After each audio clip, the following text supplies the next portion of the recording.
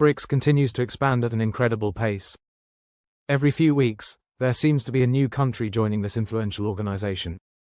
Originally formed as a bloc of emerging economies from the global south, BRICS now represents more than 40% of the global economy and over half the world's population.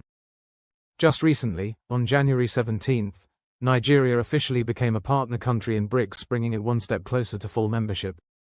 This is huge because Nigeria, with the largest population in Africa, is the sixth most populous country in the world. It is a significant addition to the group. The announcement came from the Brazilian government, as Brazil currently holds the BRICS chair for 2025. BRICS operates on a rotating chairmanship system, with South Africa leading in 2023, Russia in 2024, and now Brazil in 2025. The Brazilian government has made it clear that BRICS's key objectives are twofold: strengthening South-South cooperation and reforming global governance. When critics from Western countries argue that BRICS is fractured or lacks a clear direction, they often miss the larger picture.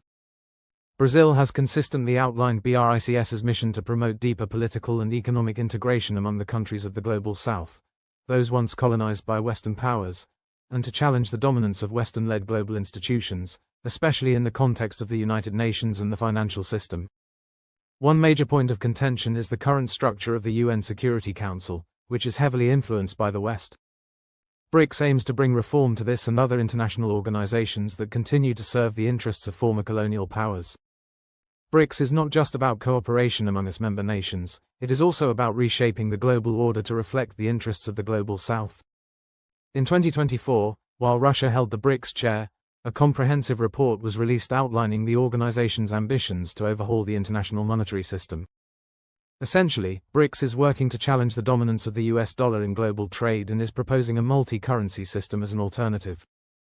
Through initiatives like the BRICS cross-border payment system, these countries are already engaging in trade using their national currencies, reducing their reliance on the US dollar. The idea is to move away from the dollar's grip on global transactions and create new financial systems that are less vulnerable to manipulation or seizure by Western powers, as seen in the cases of Russia, Venezuela, Iran, and Afghanistan. The BRICS bloc is also exploring ways to settle trade imbalances by using commodities like gold, wheat, or minerals, bypassing traditional financial systems dominated by the West.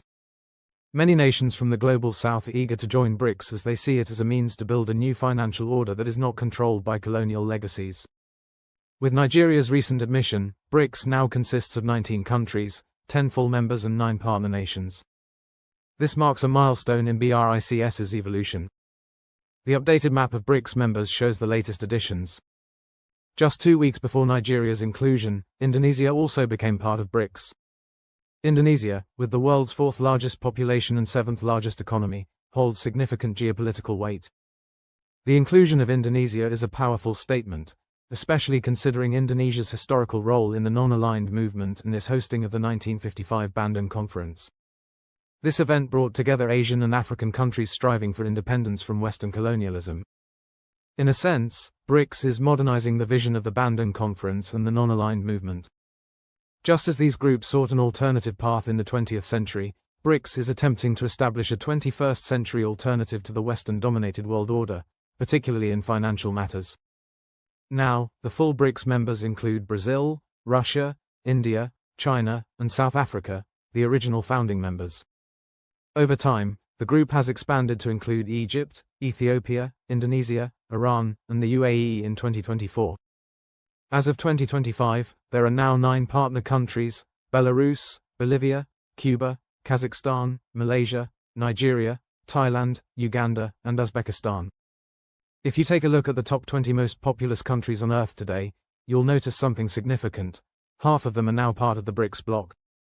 This includes Nigeria, which holds the 6th spot in terms of population size, with over 230 million people as of 2024. Nigeria is the most populous nation in Africa, making this a major milestone for BRICS.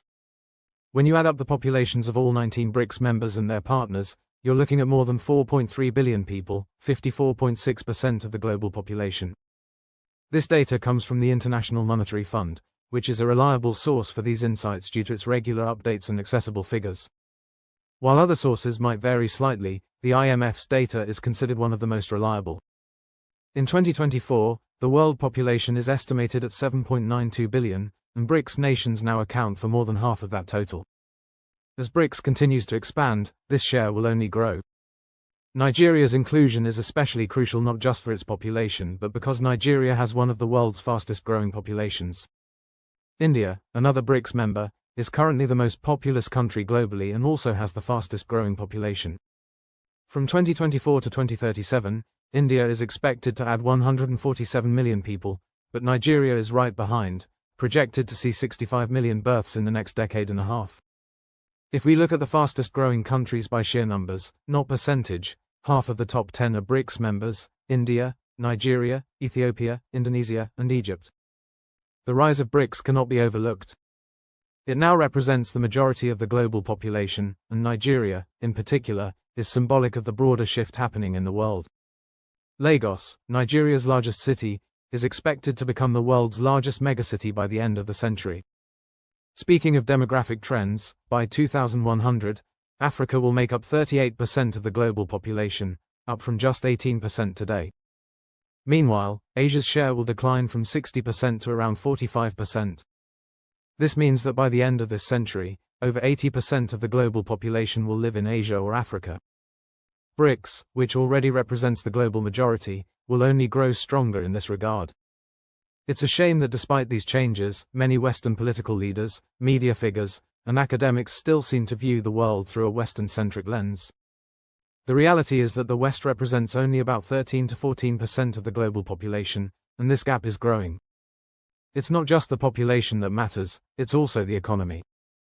Many BRICS countries have some of the world's fastest growing economies. China, for instance, is the largest economy globally when measured by GDP at purchasing power parity, PPP, and is also an industrial powerhouse. Together, the 19 BRICS members and their partners account for 42.2% of the global economy. With Nigeria joining, BRICS is edging closer to controlling half of the world's GDP.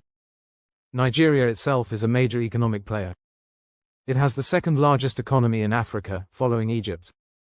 Egypt, along with Nigeria, South Africa, Algeria, and Ethiopia, forms the core of Africa's growing economic strength. As of now, all 5 of Africa's largest economies are either already part of BRICS or likely to join soon. Egypt is a full member, Nigeria is a partner, and South Africa, as a founding member, is the third largest economy in Africa.